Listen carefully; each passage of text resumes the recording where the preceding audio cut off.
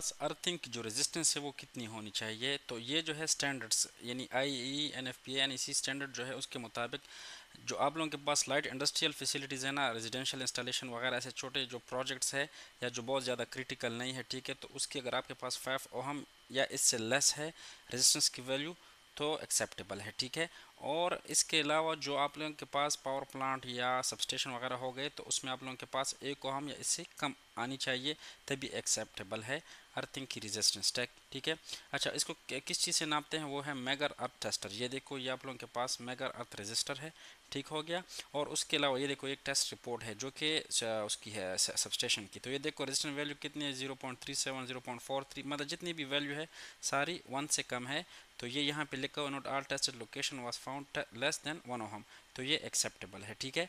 ये देखो JS room में किया, स्विच गियर में किया, आउटसाइड कॉपर रॉड पे किया, कंट्रोल रूम में किया, DG1 और DG2 एरिया जो है वहाँ पे हमने ये 12 जगहों पे हमने क्या किया, अर्थिंग रेजिस्टेंस नापा जहाँ पे हमारे पास ये वैल्यू आ रही है और ये जो हमारे पास है 1 से कम है तो ये एक्सेप्टेड है।